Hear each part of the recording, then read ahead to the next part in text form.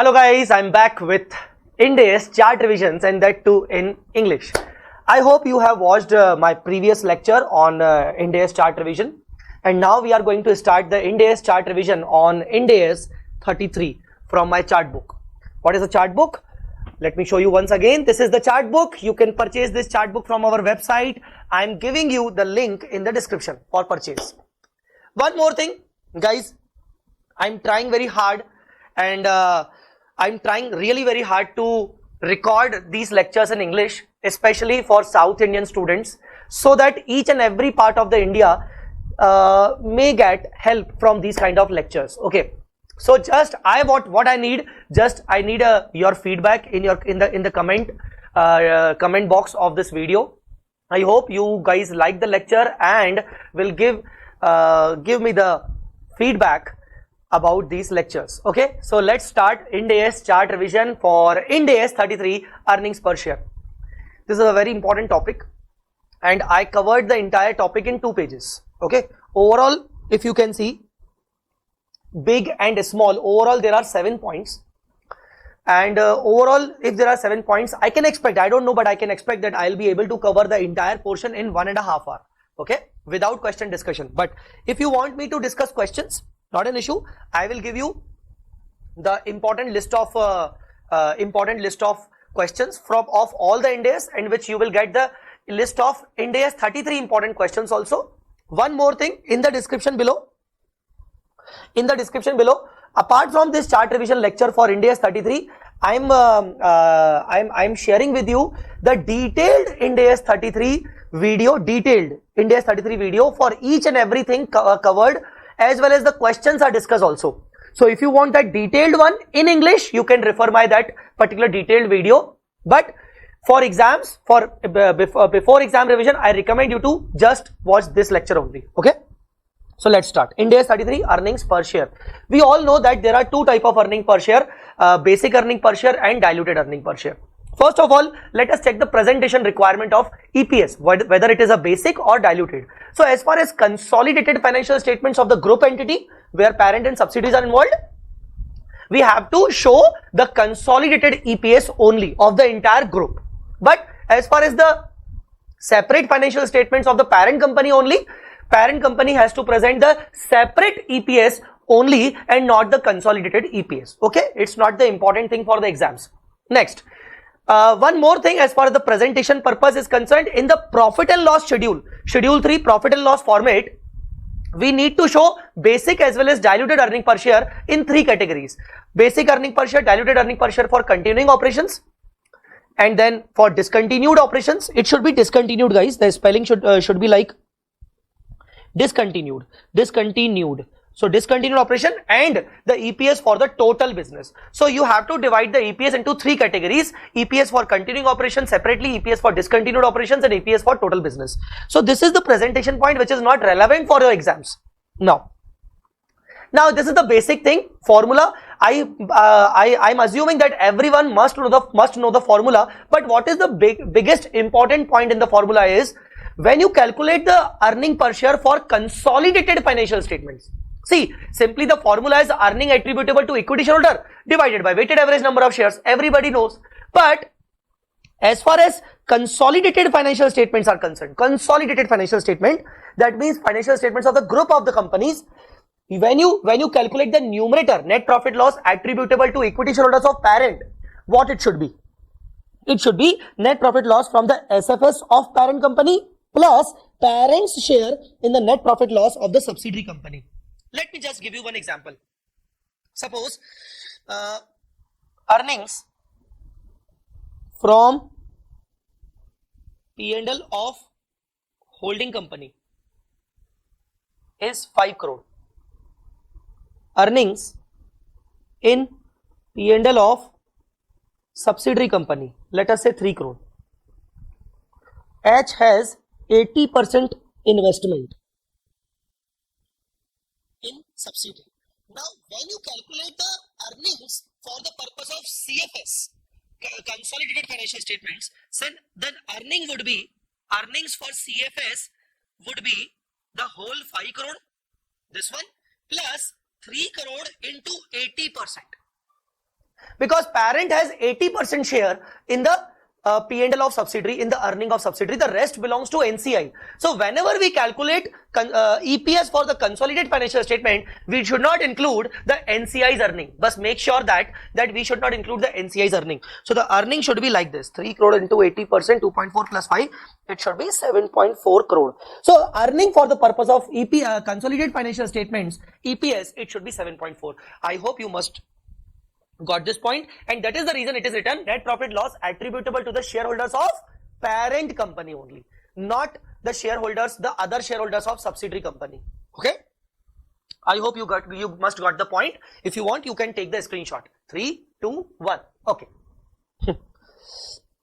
Whenever you want to take the screenshot, just pause the lecture and take the screenshot.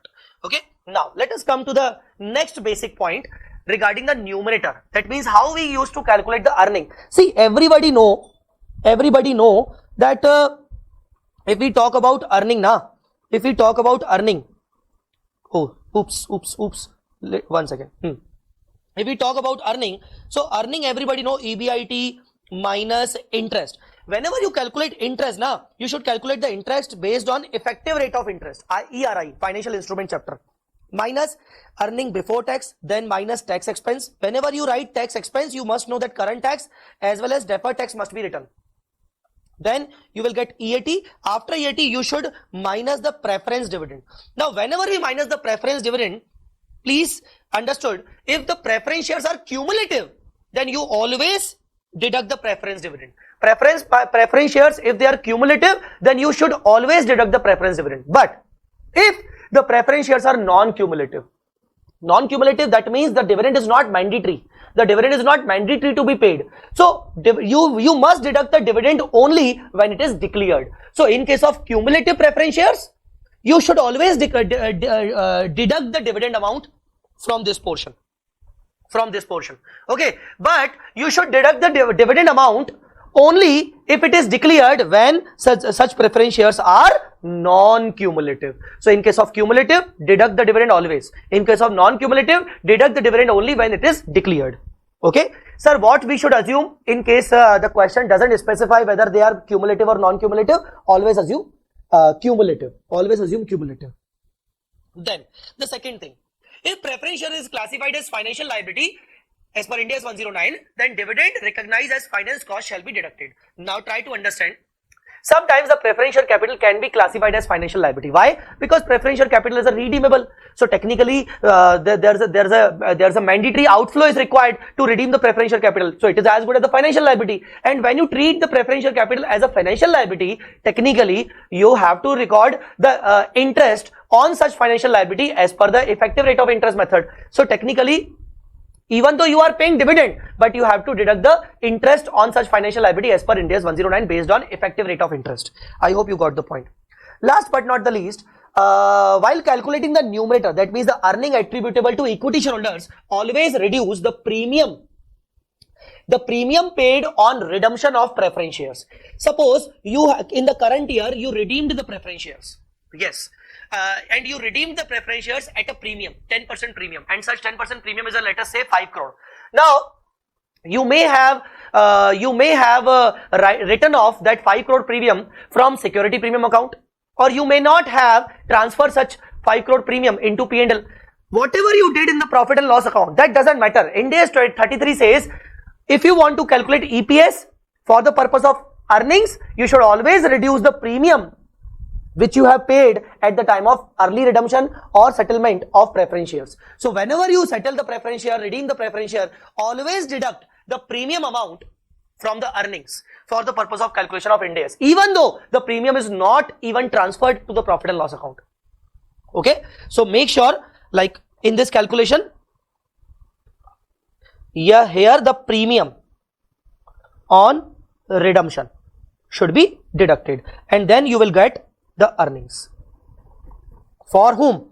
For equity shareholders. So this is the earning available for equity shareholder, the numerator. I hope you got the point. Alright. So the third point is also done. Clear. Now come to the fourth point, denominator. It is the most important part of the entire INDAS. The denominator is very important. What is the basic about denominator? See, we all know that while calculating denominator, that means the number of shares, we always do weighted average. Now why we do weighted average? Suppose on 1st April we have opening shares 1 lakh. Okay, so into 12 by 12 because the 1 lakh are outstanding during the whole year. On 1st July there was a issue. There was a issue of 50,000 shares. Now we issued the shares on 1st July, so we make a weighted average of 9 months because July to March it is a 9 months. So it is a weighted average. Then on 1st November there was a buyback. On 1st November there was a buyback. So buyback of how many numbers? Suppose the buyback of 20,000 numbers. So buyback means taking back our own shares and giving the capital back. So it should be deducted 20,000. November, December, January, February, March into 5. So the total of this would be the weighted average. So everybody knows overall how we used to calculate the weighted average like this only. You can pause the lecture and just take the screenshot. Okay. All right. So weighted average simply it is like that. But now few important things are there you should consider for calculating weighted average. Now, first of all, equity shares having different face values or different paid up values. What will you do? Suppose there are different kind of equity shares with different face values or different paid up values. Then what will you do? Let us take an example. Suppose on 1st April I have a opening balance of 1 lakh shares of 10 each. Okay. And on 1st July I issued 60,000 numbers of 20 each. Now the face values are different. What you will do? Not an issue. Either you can convert the shares into 10 rupee face value or convert 1 lakh shares into 20 rupees face value, or there is another point. Calculate like this: 1 lakh into 10, 60,000 into 20. Okay, into 12 by 12 because 1 lakh are outstanding from beginning, and into July, that means into 9 by 12. Now what is this? 1 lakh into 10, it should be 10 lakhs rupees because you multiplied it by 10. 60,000 into 20 into 9 by 12. It's 9 lakh rupees. So it's 19 lakh. You know what is this 19 lakh? 19 lakh is weighted average outstanding equity share capital. It is equity share capital. It is not equity number. It is equity share capital. 19 lakh rupees. Equity share capital 19 lakh rupees it is. So how you calculate EPS? First, you should calculate earning per rupee. First, you should calculate earning per rupee. Suppose your earnings are 50 lakhs. Assumed 50 lakh divided by 19 lakhs. Now 19 lakh is the rupee, 50 lakh is the rupee. So technically it is earning per rupee. Instead of earning per share, we are calculating earning per rupee basically. So 50 lakh divided by 19 lakh. 50 lakh divided by 19 lakh. It's 2.63. Now what you will do? Earning per share for 10 rupee. Earning per share for 20 rupee. What you will do? You will just multiply 2.63 into 10. 2.63 into 20. You will get the EPS, earning per share. That means 26.3 and 2.63 into 20. That means 52.6. So how to calculate EPS? First you calculate the earning per rupee. For calculating earning per rupee, just calculate the weighted average outstanding equity share capital. For calculating equity share capital, multiply it with the paid up value or face value. Now here the face values were different. Instead of different face values, the paid up values can be different. Suppose both of them are 10 rupee shares, but it is fully paid and it is 8 paid. In the same way, like 1 lakh into fully paid 10 and 60,000 into 8, like that. So whenever the face values are different, the face values or the paid up values are different, you just calculate the weighted average outstanding equity capital and then calculate earning per rupee and then multiply it with the face values and paid up values accordingly. You will get the answer. I hope you got the point. This is how you used to calculate the earning per rupee. What is written? Earning per rupee. First, by taking weighted average amount of equity share capital outstanding during the year. Then such EPR, earning per rupee, shall be multiplied to the different paid up values or different face values to get the EPS. Once you got the EPR, multiply it with the face values or paid up values to get the EPS. Now, sir, do we need to consider partly paid shares? See, there are two important characteristics we should understand about partly paid shares. Sometimes Number one, sometimes partly paid shares are not eligible for dividend until and unless they are getting fully paid. And second, sometimes partly paid shares are eligible for dividend even though they are partly paid, but they are eligible for dividend only to the extent of their partly paid amount. Suppose company announced a dividend of 8%. Now 8% should be calculated on the paid up value. Now suppose I have shares and I have made a full amount. I have a fully paid share. So I will get the dividend 8% on my 10 rupees because 10 rupees is the full paid up value. And you have the share, 10 rupees is the full paid up value, but your share is partly paid and still you have just paid 5 rupees. Out of 10 you paid 5 rupees. So company will give you dividend, will give you also the dividend, but the dividend for you will be calculated 8% on 5 rupees only. So sometimes the partly paid shares are not eligible for dividend until they become fully paid, and sometimes the partly paid shares are eligible for the dividend even though they are partly paid, but they will get the dividend only to the extent of partly paid amount. So what to do? Simple. If they are entitled for dividend even though they are partly paid, you will consider them in the basic earning per share calculation, definitely. And how you can consider? Just like this. Suppose there's a 10 rupee share, it is fully paid. There's a 10 rupee share, it is partly paid. But I considered here into 10, into 8. If I'm considering, that means they are eligible for the dividend. Then, suppose they are not entitled for dividend. Suppose they are not eligible for dividend until they become fully paid. So what you will do? Until they become fully paid, they are not eligible for dividend. You shall not consider them under the EPS working until they will become fully paid. But at the same time, you will consider them under diluted EPS working because they will be treated as a potential equity share. Sir, what do you mean by potential equity share? Potential equity share means any security which will get the earning in the which will be entitled, who is entitled for the earning available for equity shareholder, or who will become the equity shareholder in the future. So technically, currently I am partly paid share and I am not eligible for the earning right now because it is partly paid. But once I will be fully paid now, I will be eligible for earning also. So I am potential equity share. So as far as balance sheet date is concerned, on balance sheet date, I am partly paid, not eligible for dividend. BEPS for calculation, no. I will not consider this partly paid. But for the calculation of DEPS, I will consider them. Understood or not? Okay. So it is also done. Denominator. Now, few important things are again, few more important things are here. Bonus, share split, share consolidation. It is not so much important. Technically, you see what is the similarity in this bonus, share split and share consolidation. Bonus, company issues extra shares out of reserve and surplus. No money, no cash is raised. Share split, technically the number of shares are increased but the share capital is same. Consolidation, number of shares are reduced but the share capital is same. Technically, in all three things, no cash is additionally raised in the company. So what INDAS 33 says, whenever the company do bonus shares, it should always be assumed that the time wait for bonus share should be 12/2. That means whenever the company, even like this, suppose this is 1st April, this is 31st March, I have the opening shares of 1 lakh. Suppose here on 1st of September, company issued bonus 1:1. That means 1 lakh.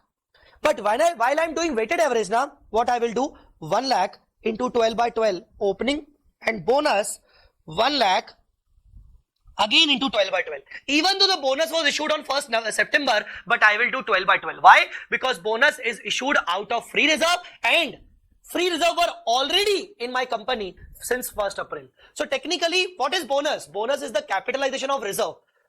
After issuing bonus, the reserves become the capital. So on 1st September, it becomes a reserve become the capital. Before 1st September, they were already there in the name of reserves. So technically, bonus was already there in my financial statement in the name of reserve. So technically, I will do 12/12. Okay, and the same to be done with the share split and share consolidation. Whenever the company do share split and consolidation in the mid of the year, do not consider the old numbers, consider the new numbers only. Okay, weighted average date shall be considered from the beginning of the earliest period presented.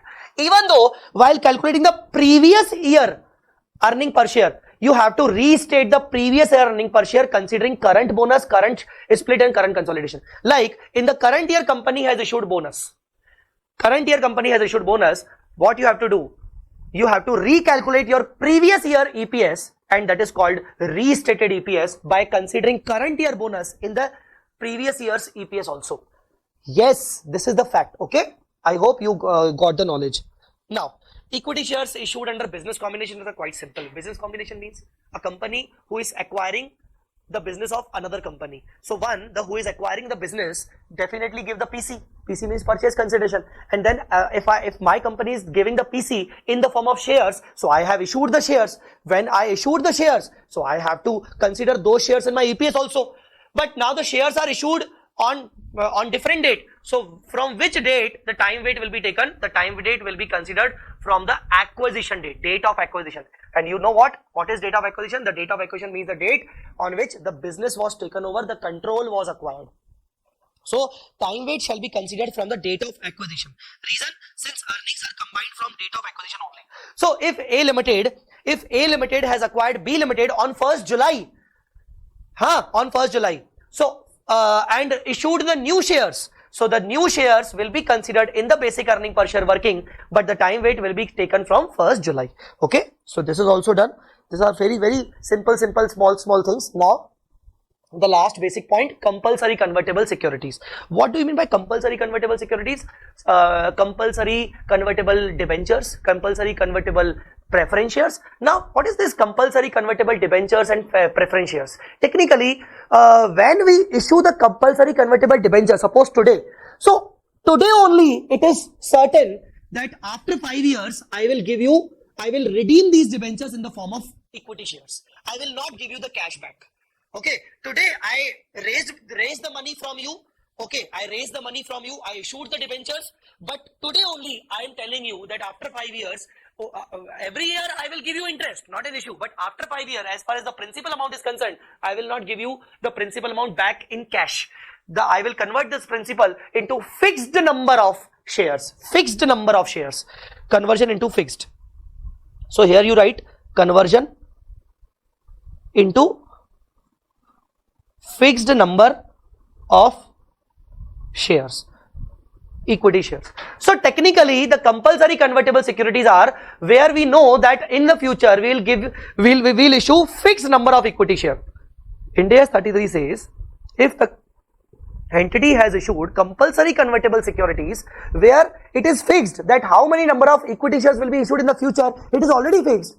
So from very first day, from the date of issue of these securities, from very first day, you will consider them as a share from today only. So take for calculating basic earning per share, you have to consider these securities in the form of shares from this date only. For example, suppose 1st April 19, we issued 50,000 compulsory, we issued convertible debentures, and term is 3 years, and after 3 years they will be converted into 3:1. Now it is mandatory conversion is there. So 3:1 matlab there are 50,000 debentures, in future there will be 150 number of shares. So you know what, while calculating the EPS of 1920, I will consider 1,50,000 shares from today only. I will consider 1,50,000 shares from 1/4/19 only, and will give the weight of 12 by 12. In 1920 also I will calculate the EPS considering 150 number of shares. Yes, 150 number of shares, even though the shares are not yet issued, but it is compulsory that I will issue them. But I will do it only when it is fixed. It is already fixed that how many number of shares will be issued in the future. Suppose it is not fixed, then I will not consider them. Okay, so to be considered while calculating BEPS from the date of issue of such securities. However, interest dividend paid on such security shall always be deducted. But yes, even though I am considering these as a shares in the BEPS from 1920 onwards, but whatever the interest I will pay in the year 1920 on debentures, I will deduct such interest from the earning also. Always assume that the convertible instruments are not compulsory convertible if question is silent. Now suppose the question is silent, question only says convertible debenture. What will you assume? Is it mandatory convertible, compulsory convertible, or optionally convertible? You will always assume that it is optionally convertible. Okay, So guys, I hope these points are done with me. Okay, now we'll come to the EPS in case of right issue. Guys, in case of right issue, just remember one word, right factor. Right factor. Now what is that right factor? Right factor means come right price divided by X right price. Okay, X right price. Now why we are calculating this right factor? Right factor, once you have calculated, you need to multiply this right factor with the number of shares outstanding before right for the calculation of basic earning per share. Just multiply this right factor with the number of shares existing before right issue. Okay, and do not multiply with the number of shares after right issue. I will give you one example, but before that, what is this right factor? What is come right price and X right price? Technically in the question, the come right price must be given to you. Okay, come right price is given to you. Let us just follow one question. Now in this question, what it says that the company has a capital of 1.58 million ordinary shares of 10 each. All right. Profit is so and so. All right. The company made a right issue of 1 for every 4 share at rupees 30. The market price of the share immediately before the right issue is 60. Now this 60 is known as come right. What is the market price of the share before right issue is the come right price. Now this is the come right price technically. Okay. Now what the company is announcing? Company is announcing one right issue for every 4 share. 1 for every 4. So 4 is basically the existing number of shares and 1 is the new right share. So how to calculate the X right price? For calculating X right price, we have a formula. Formula is what? Fair value come right. That means 60 rupees into number of shares outstanding before right. So these are 4 number of shares, because for every 4 share I will give you 1. So for every 4 share, the value of the come right price is 60 plus. And what is the right issue proceed? As far as the right issue proceed is concerned, right issue proceed means I am giving you one right share at a rupees of 30. So the right issue proceed becomes, for one right issue, I will issue at 30 rupees. And in total, there will be 5 shares. So 4 shares are already there. 1 share will be issued as a right share at rupees 30. So this becomes the right issue proceed. Those 4 shares having a come right value of 60 divided by total number of shares, matlab 5. You will get the X right price, and the X right price would be 60 into 4 plus 30 divided by 5, matlab 54. So 54 is the X right price. Now you got the X right price. So what is the formula of right factor? Right factor is equal to come right price divided by X right price. Now you got the right factor. Now just remember only one thing, that multiply the right factor with only the number of shares outstanding before right, but do not multiply the right factor with number of shares outstanding after the right. Now let me show you one example on this, the same example. Now let's continue with the same example. How many number of shares we already have before right issue? 1.8, and when we have made the right issue for 31st March, 1 for 4. So now please try to understand what is the current year earning. The current year earning is 8,75,000. So 8,75,000 is the numerator, whole divided by, we have 1.8 million shares.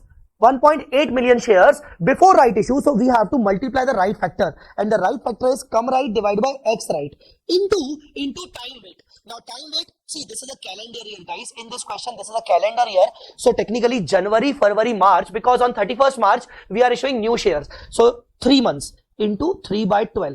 Okay. Then after right issue, 1.8 million plus how many number of right issue are there? 1 for every 4. So 1.8 divided by 4, 1.8 divided by 4, that means 0.45. So after right issue, the shares will be 1.8 plus 0.45.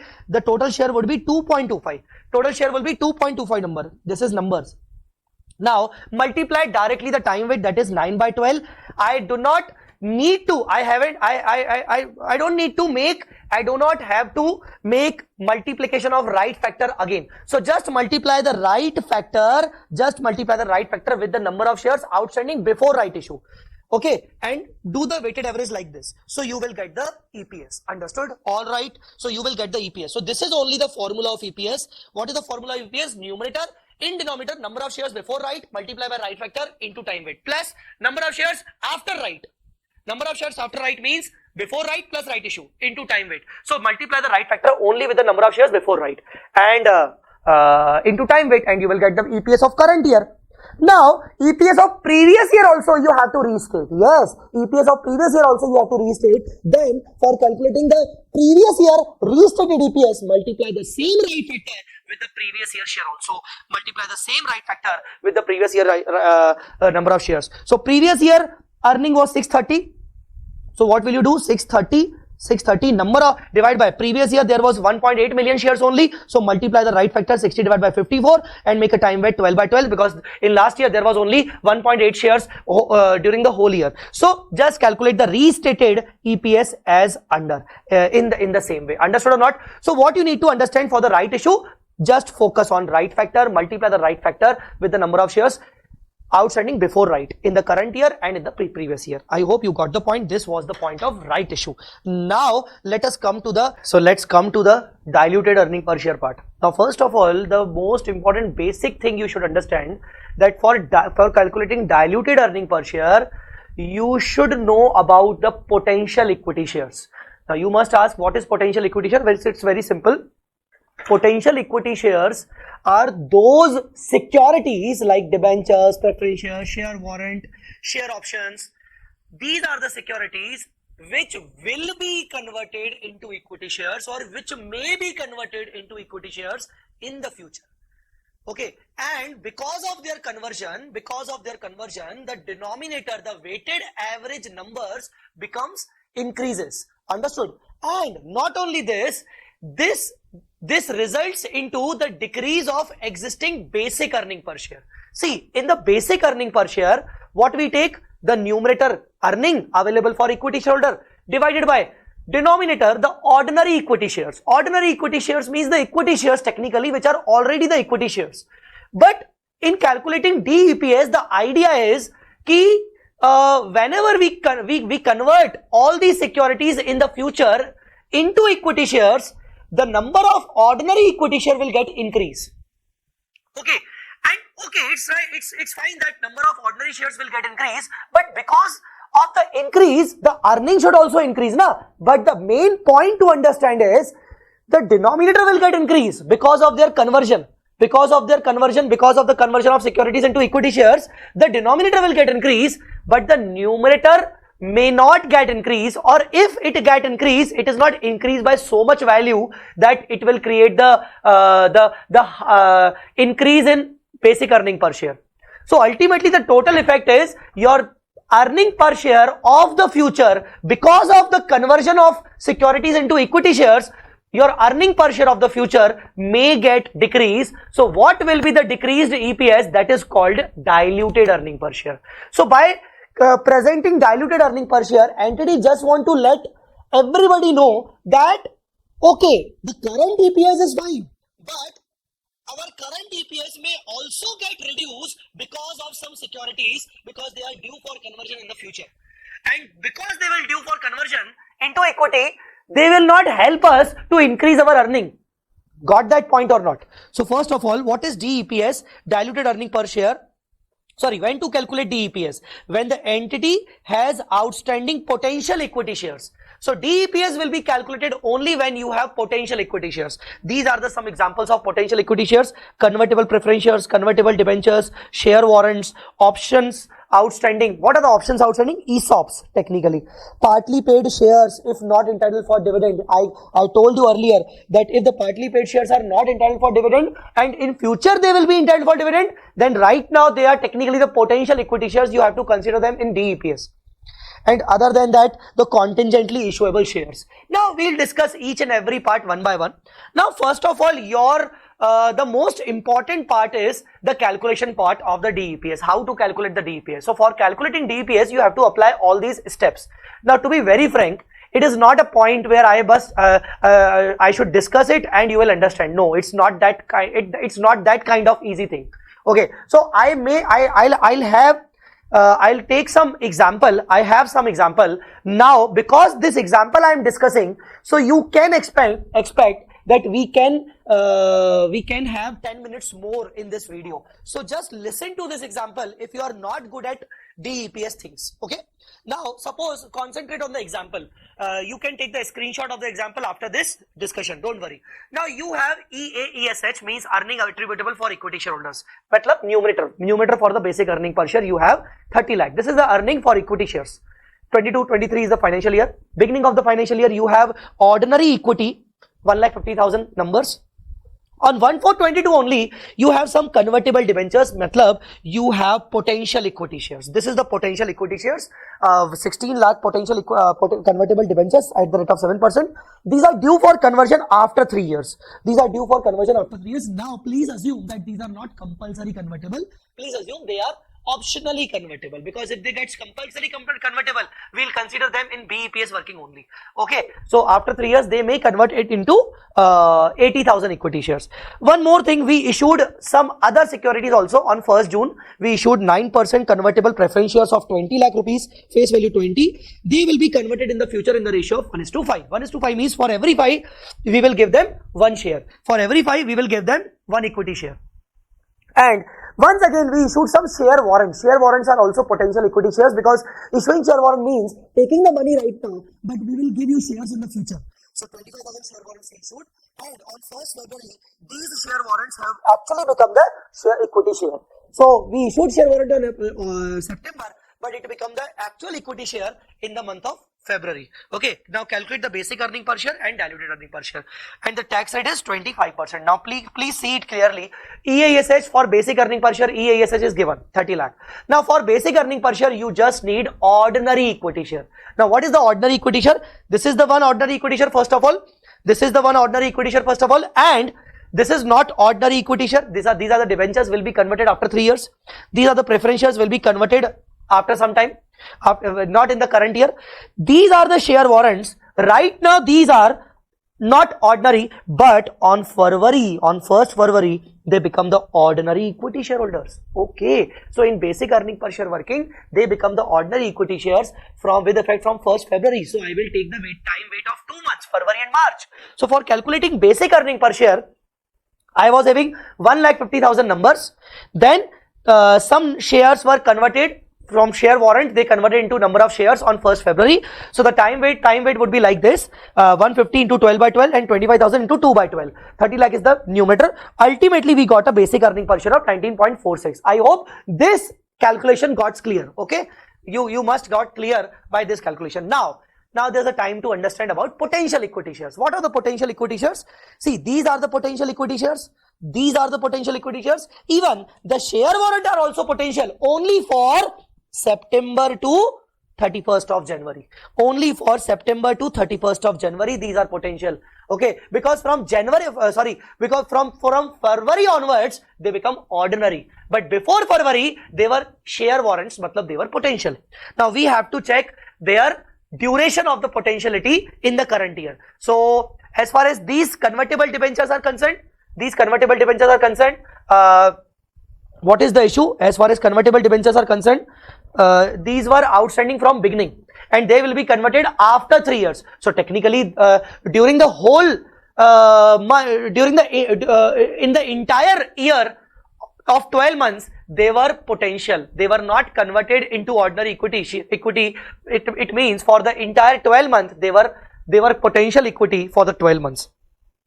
They were potential equity for 12 months. Are you guys understanding or not? So debentures 12 months they are potential equity. Now come to the point, second number, preference share. We issued the preference share on 1st June. That means on April and May there was no potential and we issued them on 1st June. Even they are also convertible, but their conversion date is not written. So we will assume that they will be converted in the future year. Okay, so in the current year we issued them on 1st June and till 31st March they were outstanding as a potential. So for 10 months. So technically preference shares are also potential equity for 10 months. And for as far as share warrant are concerned, they were potential from September to 31st of January. That means September, October, November, December and January. 5 months and January. Okay, so they were potential only and only for 5 months. They were potential only and only for 5 months. Guys, are you understanding or not? Are you understanding or not? So these are the potential equity shares. These are the potential equity shares, and their potentiality was outstanding for 12 months, 10 months and 5 months. You have to calculate their potentiality number of months. Okay. Now, how to know that the above instruments are dilutive or anti-dilutive? Now, what do you mean by dilutive? Dilutive means they have the capability, all these potential equity shares have the capability of reducing my EPS. And if they have the capability of reducing my EPS, they are dilutive potential equity shares. And if they have the capability of increasing my EPS, they are anti-dilutive. So potential equity shares may be dilutive, may be anti-dilutive. They have the potential of decreasing the EPS or increasing the EPS. You must got the point. Now, for this, we shall calculate what we shall calculate. First of all, we shall calculate the incremental EPS. First of all, we shall calculate the incremental EPS for each and every potential share. Sir, what is this incremental? Calculate the EPS only for debenture, then calculate the EPS only for preference, then calculate the EPS only for share warrant. I'll tell you how. First of all, calculate incremental EPS considering convertible debenture only. Now, convertible debenture, numerator and denominator. What should be the numerator? What is the earning on debenture? What is the earning on debenture? The earning on the debenture is interest. So they are 7% now. So let me check the question. 16 lakh into 7%, 16 lakh into 7%. So technically the interest is 1,12,000. So what is the earning on debenture? It's 1,12,000. But that interest definitely would be tax deductible. It would be tax deductible technically. So please tell me, once they become, see, technically once they become ordinary equity, these debentures, once they become ordinary equity, the entire earning of this 1,12,000 belongs to equity shareholders only, because the interest would be saved. Isn't it? Tell me, isn't it? Frankly speaking, when the debentures will be converted, you will not pay them interest. So this much amount would be saved, and this much amount would be the part of equity's earning. So if this much amount would be saved, the tax will be charged on this much amount, because it is not deductible, nothing. Okay, so on this earning, the tax would be charged by 25%. So only 75% will be saved.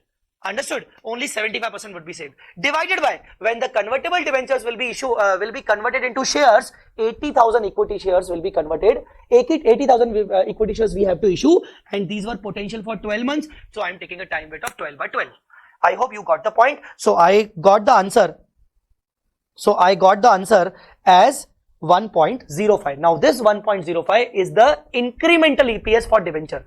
In the same way, I calculate incremental EPS for preference share. How? Preference share gives you the dividend earning. So when the preference share will be converted into equity, the preference dividend would be saved. Understood? So the preference dividend would be saved on 20 lakh, 9%, 10 months preference dividend must have been paid in the current year. See, in the current year, we issued the preference dividend on 1st June. So technically the dividend from 1st June only we have to pay now. So how many months dividend must be saved? 1,50,000, which we have actually paid for the current year. So in the current year, we must have paid preference dividend of 1,50,000. But once these preference shares will be converted into equity, this dividend would be saved.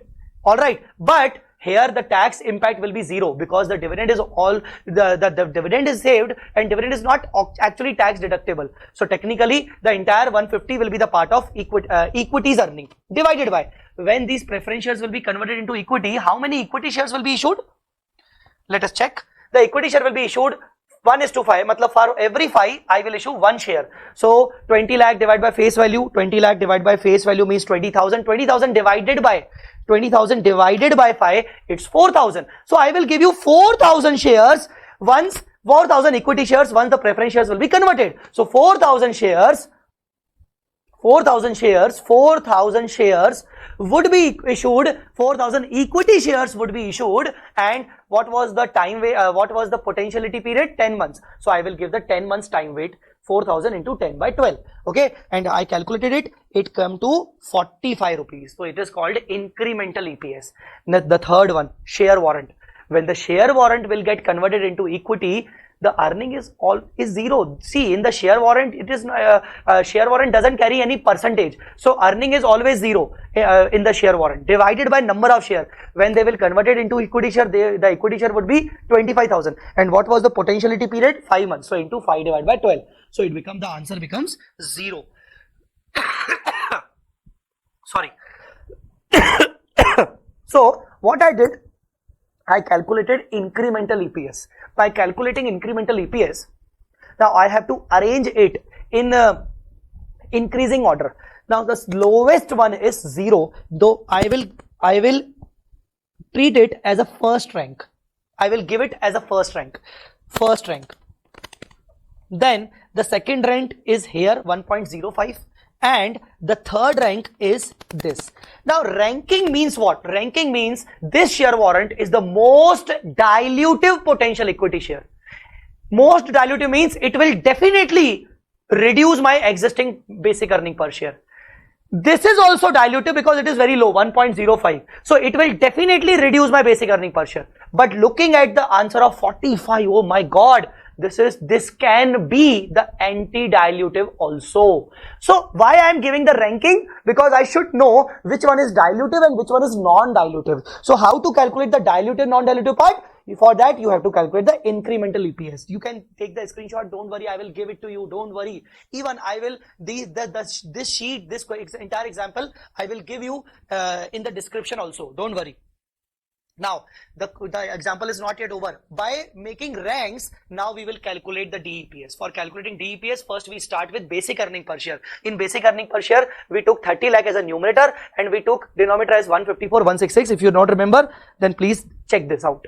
150 into 12 by 12 for 25,000 into 2 by 12. So it was actually 154, 166 and the answer was 19.46. Now, in this BPS, with the ranking system, first of all, we will take the first rank potential item. The first rank potential item is share warrant. Now consider the share warrant. It is dilutive. Why? Because the numerator is 0. Denominator you will take 10, 416. How 10, 416? The weighted average. 25 into 5 by 12. When you will consider this only this. When you will consider this only, the numerator will be 30 lakh. The denominator will be added like 164 and the EPS will be reduced to 18.23. Now you can check that from 19.46. From 19.46, my EPS has been reduced to 18.23. This is the power of potential equity share if it is dilutive. So dilutive potential equity share reduces my BEPS.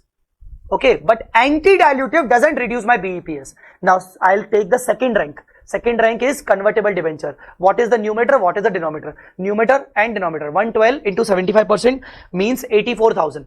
And 80,000 into 12 by 12 means 80,000. So this one and this one I took, I added it and then I again tried to calculate the EPS and I got 12.61. Oh my God.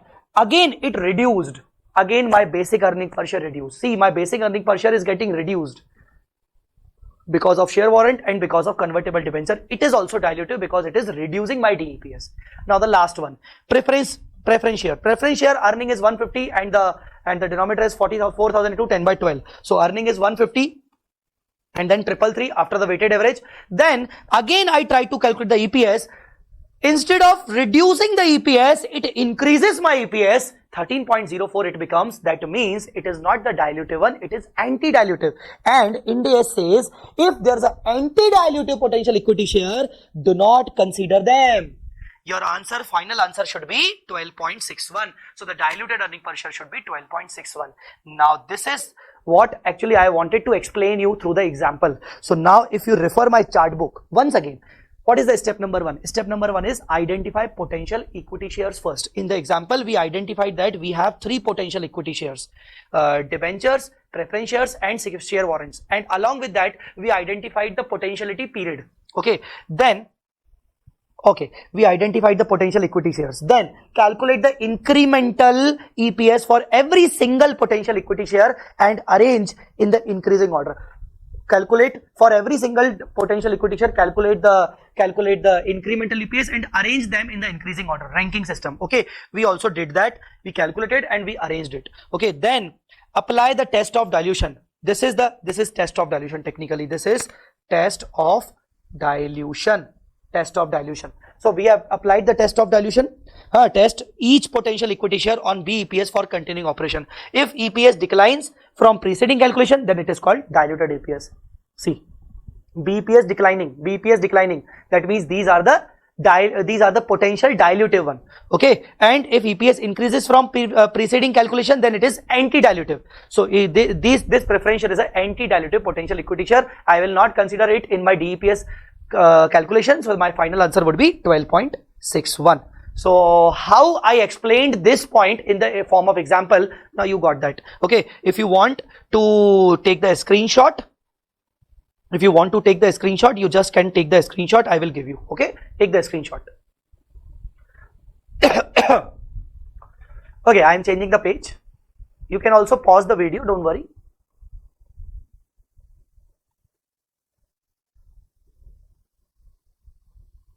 Okay, I am once again changing.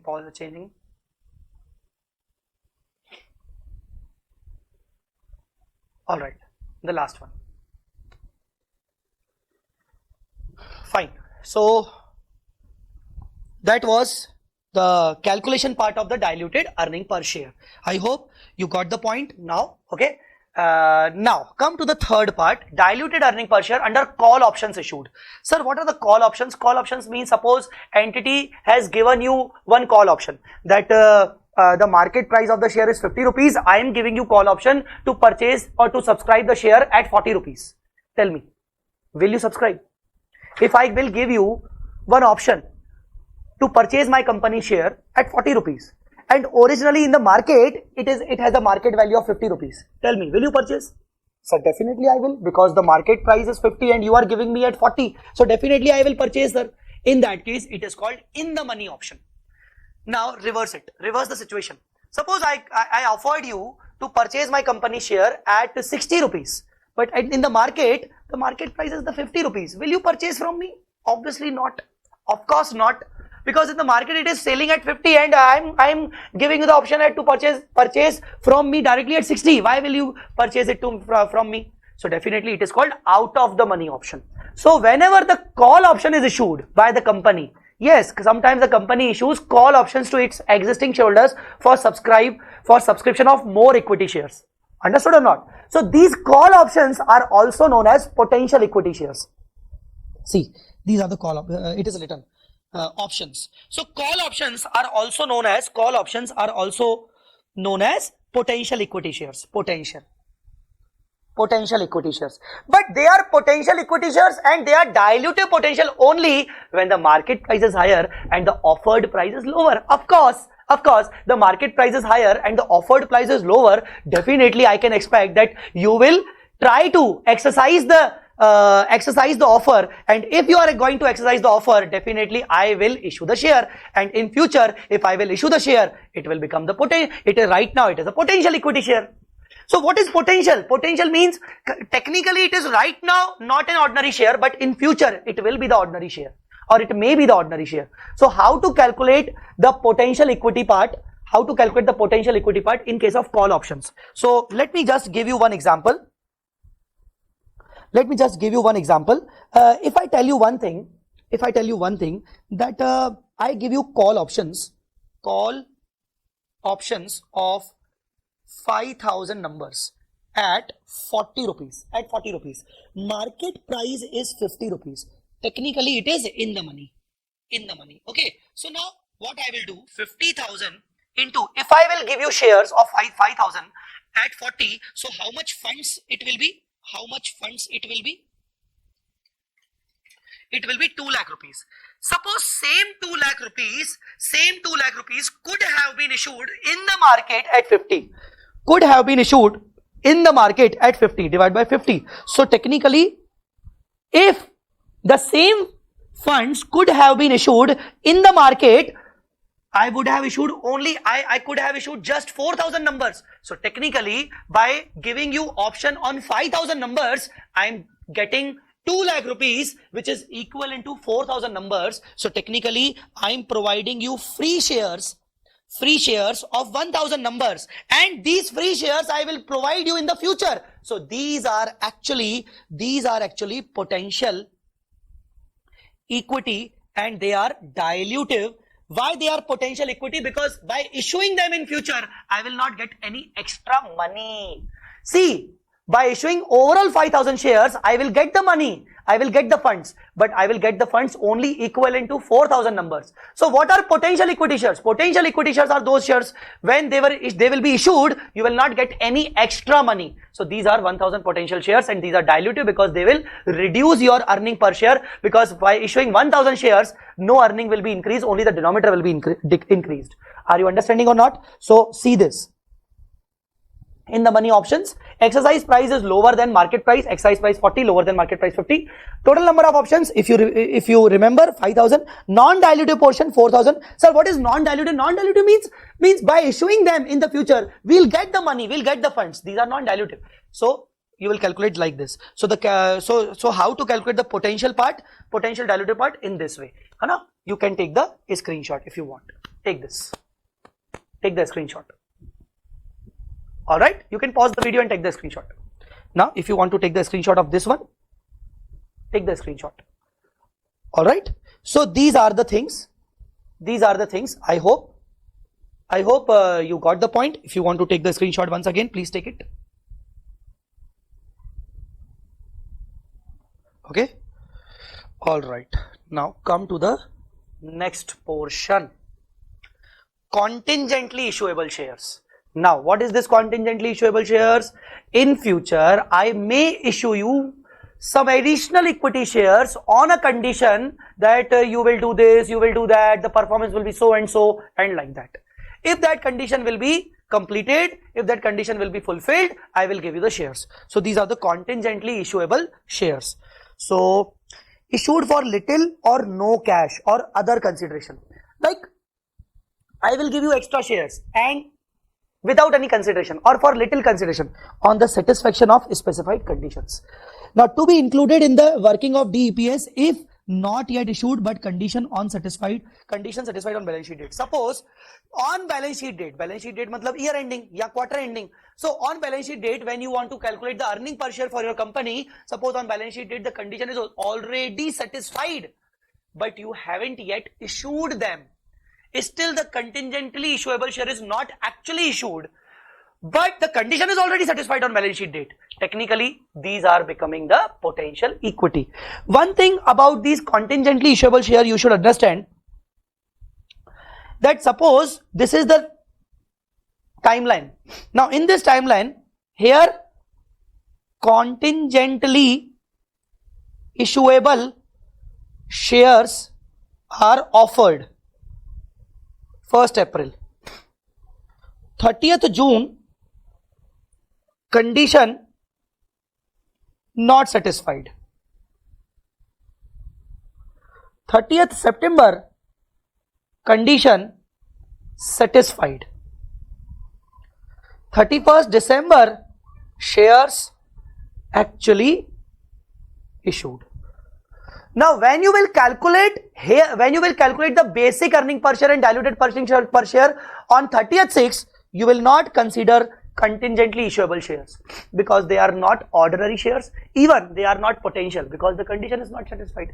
If the condition is not yet satisfied, you will not consider them in any working, whether it is basic or diluted. Now, on 30th September, once again 30th September balance sheet date, you have to calculate the earning per share for the quarter. So while calculating earning per share, you will not consider them in the basic earning per share, but you will consider them in the diluted earning per share because the condition is satisfied. Now, since the condition is satisfied, that means in future they are going to be issued. If they are going to be issued, you have to consider them. And once the shares are actually issued, you will consider them under basic earning per share working. Guys, understood or not? You can take the screenshot of this also. Please take it immediately. All right. Fine. So these are the contingently issuable shares. I hope you got the point.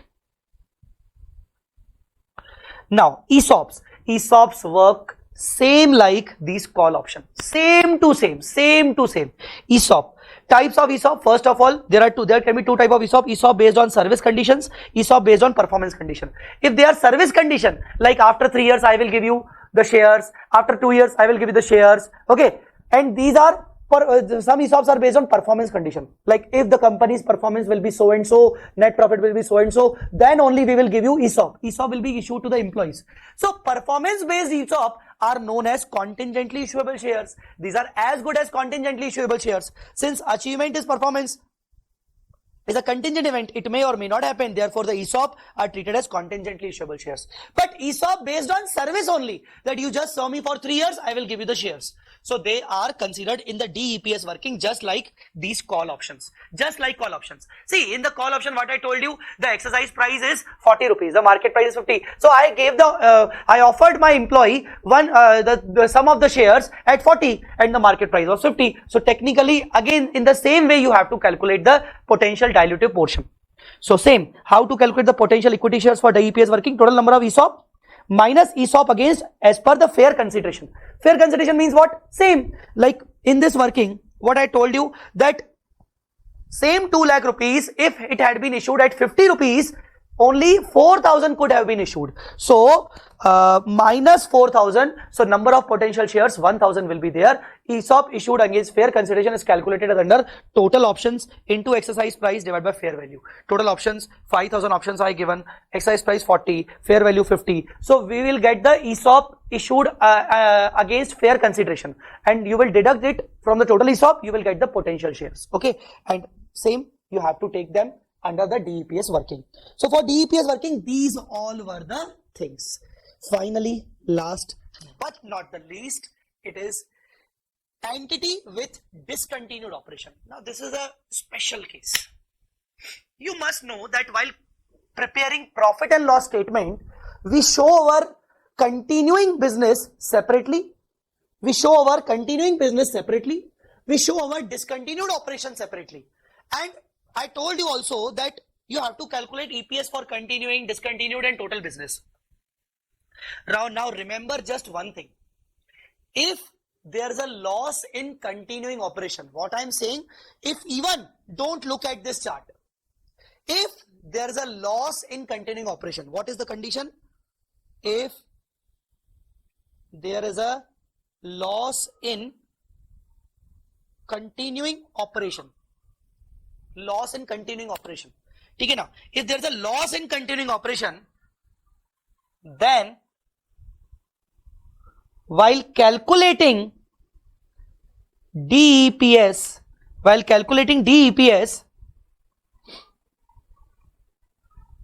do not consider potential equity shares. Consider ordinary equity shares only. Sir, why so? Sir, why you are telling this? Okay, let me give you one example. See, continuing operation profit 10 lakh. If I calculate basic earning per share 10 lakh divided by 10,000 numbers, ordinary numbers, for example, it's 10 lakh divided by 10,000, it's 100 rupees. For calculating DEPS, let us say same 10 lakh divided by 10,000 numbers ordinary. Suppose I have potential equity shares 5,000. Okay, so 10 lakh divided by 15,000. So my diluted earning per share becomes 66.67. It's not an issue. कोई दिक्कत नहीं है.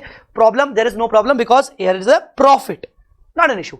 But I told you if there's a loss, so in case of loss, so let's take an example of loss.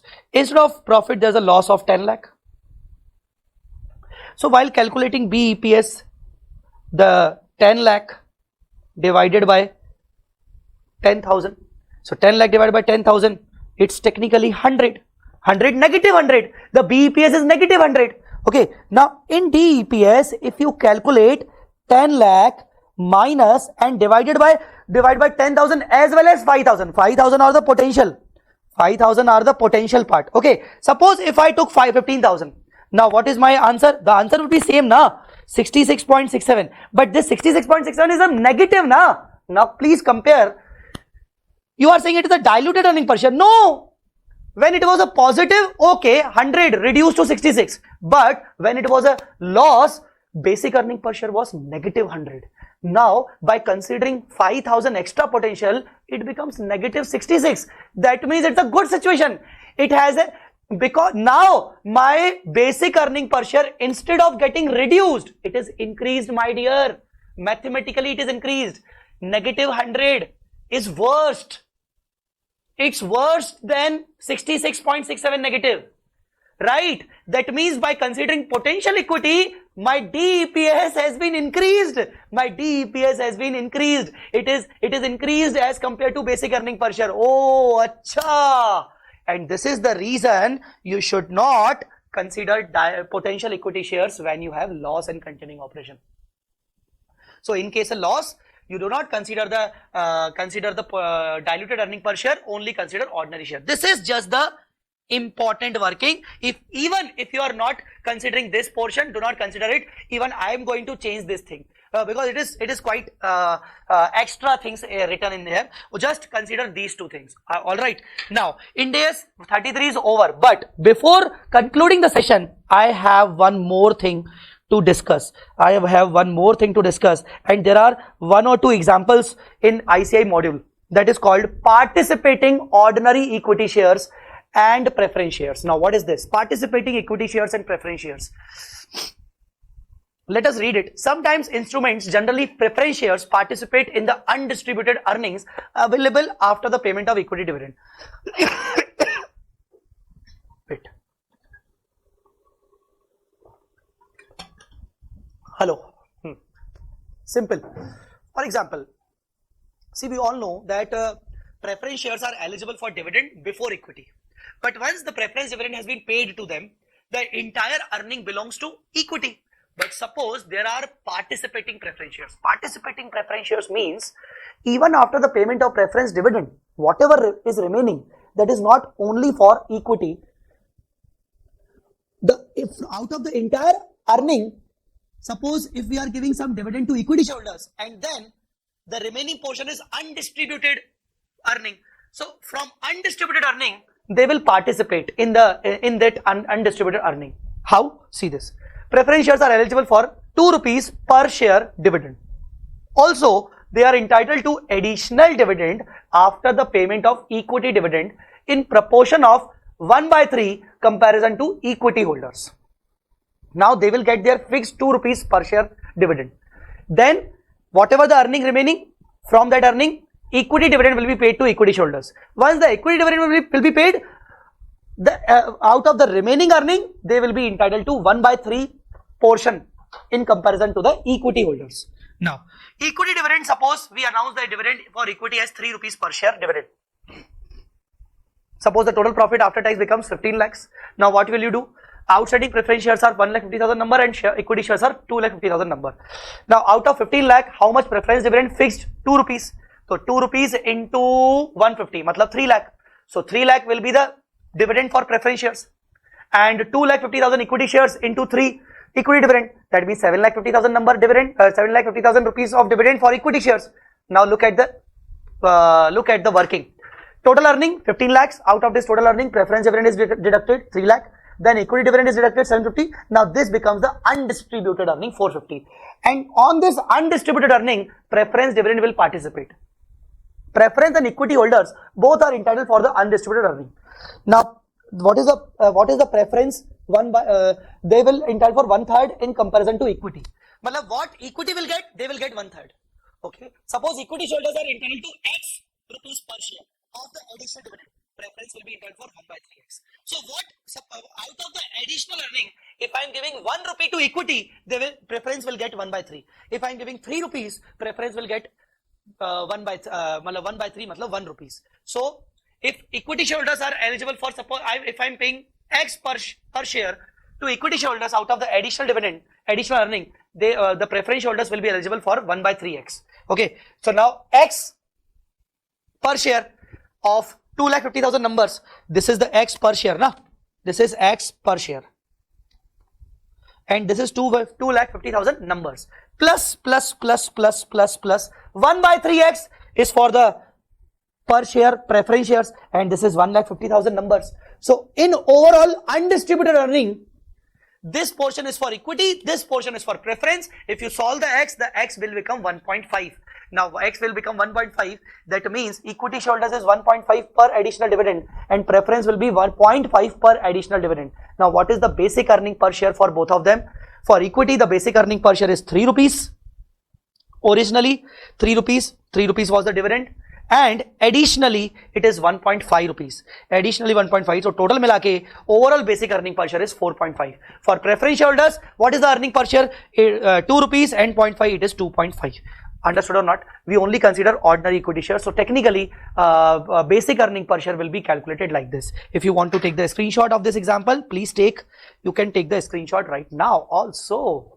So guys, take the screenshot and let me tell you one thing, that we have completed our INDAS 33 portion successfully, and I believe that you have enjoyed the session, right? First of all, take the screenshot.